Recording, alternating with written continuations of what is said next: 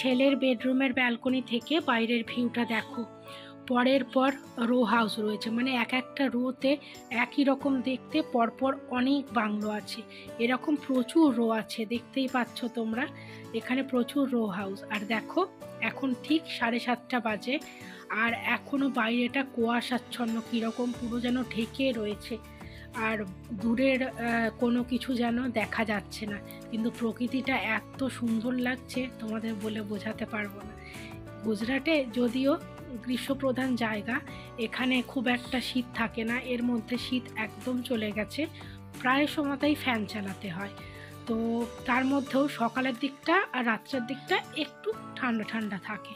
তো এখনও কুয়াশা যেতে মোটামুটি 9:30-10টা বেজেই যায়। আর এইটা দেখো আমার রুম থেকে বেরিয়ে সামনে জায়গাটা, এখানে দুটো লিফট রয়েছে। আর এটা হচ্ছে, আমি থাকি 11th ফ্লোরে, আর এটা যাচ্ছে 12th ফ্লোরে। আর যেতে যেতে মাঝখানে এরকম জায়গা আছে যেটা দিয়ে বাইরের দৃশ্যটা সুন্দরভাবে উপভোগ করা যায়। দেখো এখান থেকে বাইরের দৃশ্যটাও কি সুন্দর, সামনে অনেক ভালো ভালো অ্যাপার্টমেন্টও রয়েছে এখানে। আর এই রাস্তাটা দিয়ে, মানে এটা মেন রোড, এখান দিয়ে আমরা বাজারে যাই, আমার হাজব্যান্ড অফিসে যায়। ওই দেখো সামনে ওই বাঁদিকে দেখতে পাচ্ছ একটা সাদা গাড়ি দাঁড়িয়ে আছে, ওখানটা এন্ট্রান্স আমাদের অ্যাপার্টমেন্টের। আর ছোট্ট একখানা পার্ক রয়েছে বাচ্চাদের খেলার, দেখো সামনে। আর এই দিকে একটা যেখানে লরি ঢুকলো, একটা পেট্রোল পাম্প, ওম সাই নাম।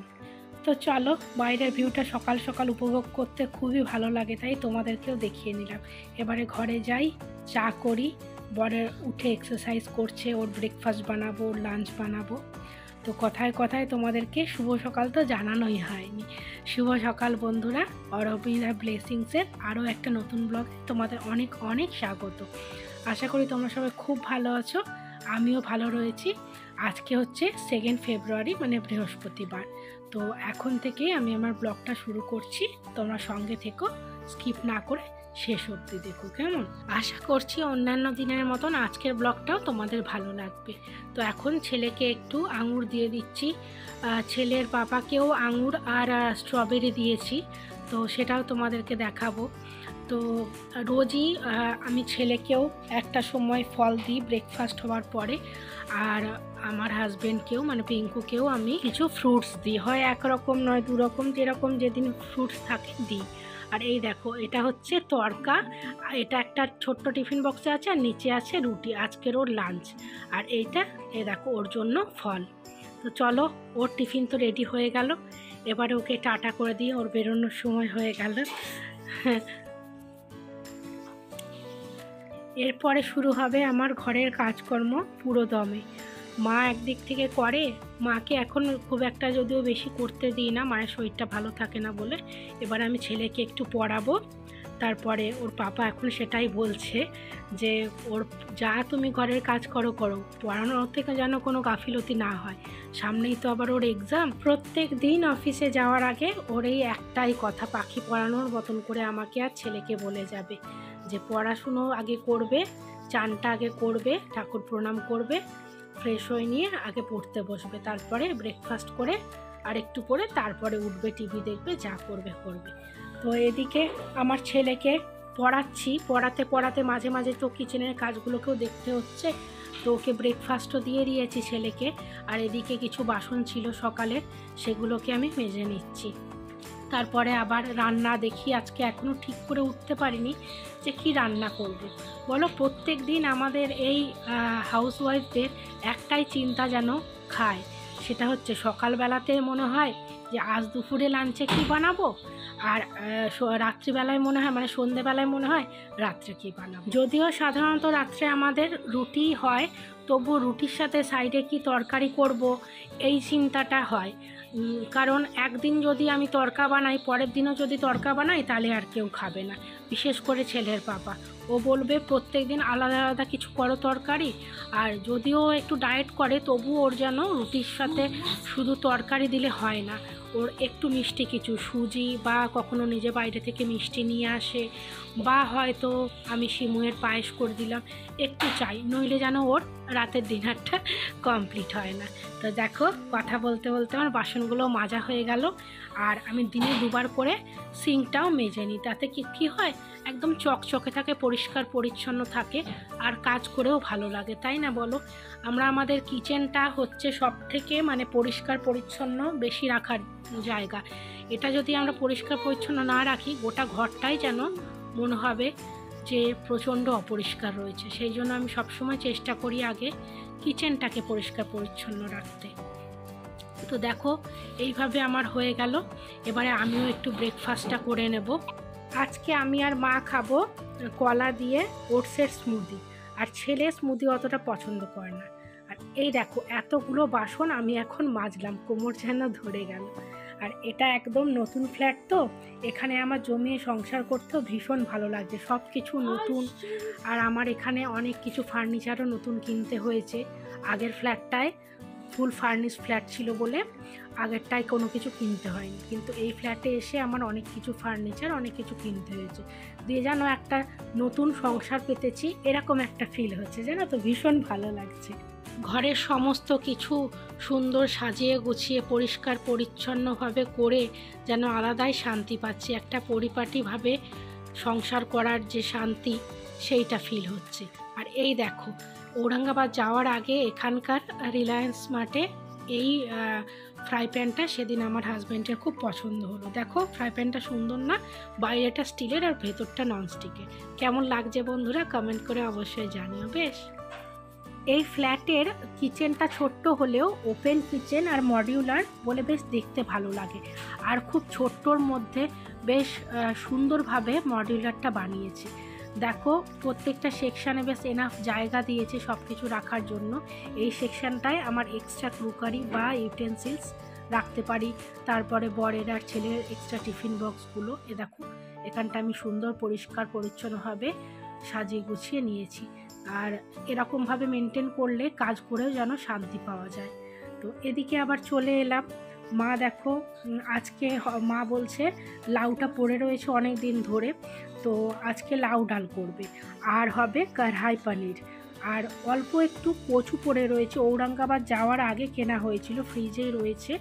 তো ওই যেটাকে বলে কি কচু জানো, গাটি কচু, সেই গাটি কচু আর মান কচুতে আমার গুলিয়ে যায়। ওই গাটি কচু একটু আছে ঘরে, আবার আলু নেই, তো মাকে বললাম ওই কচুটাই একটু করে কষা কষা মতো করে দিই, দিনের মতন হলেই হবে, রাত্রে তো আবার রুটির অন্য তরকারি করতে হবে।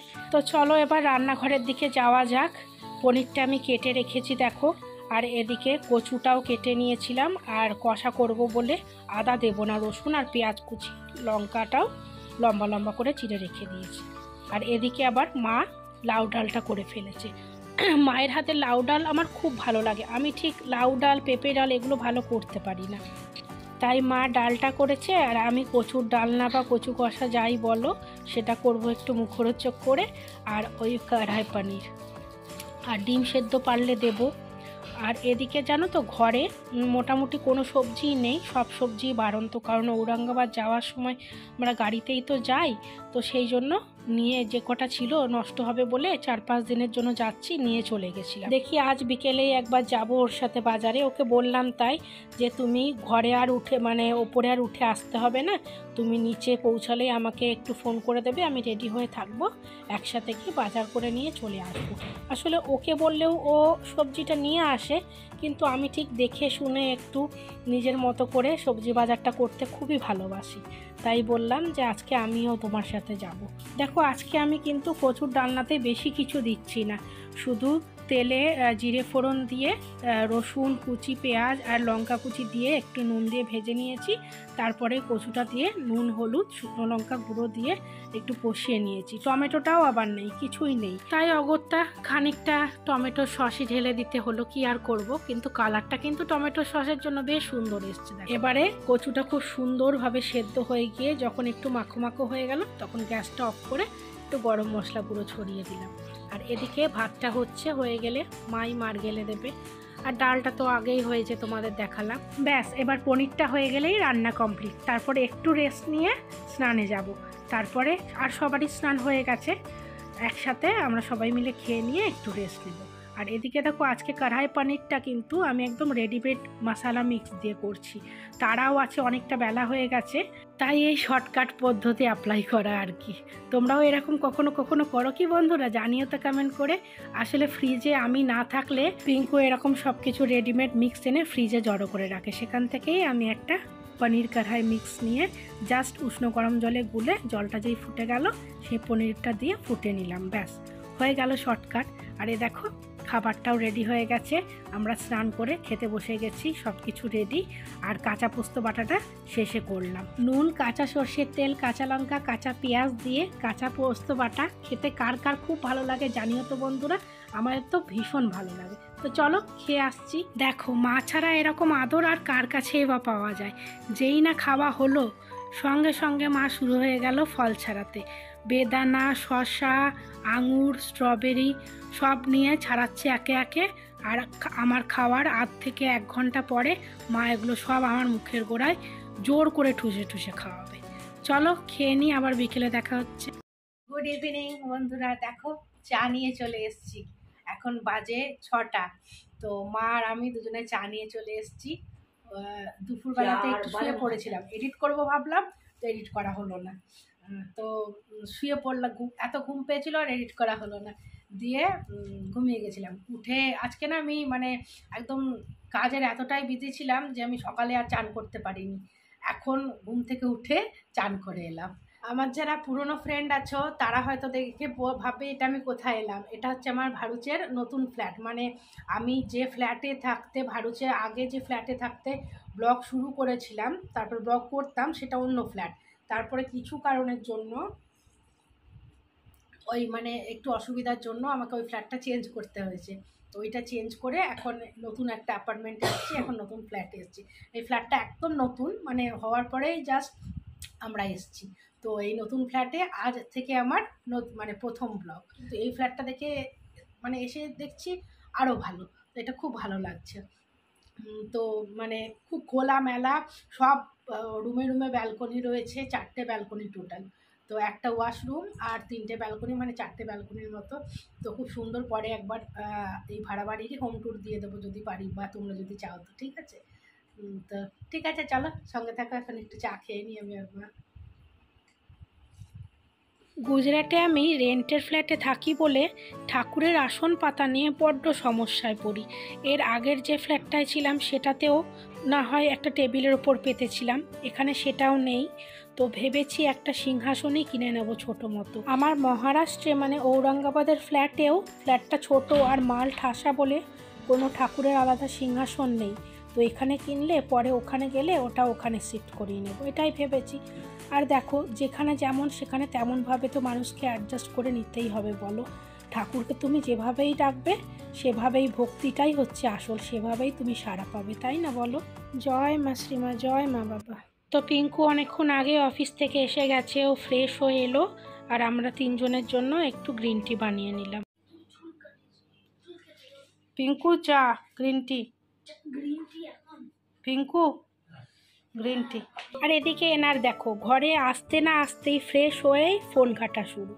একটু যে গল্প করব দুজনে মিলে, যে ব্যালকনিতে দাঁড়িয়ে কি সুন্দর বাইরের ওয়েদারটা উপভোগ করব আর চা খেতে খেতে গল্প করব, তার কোনো জো নেই।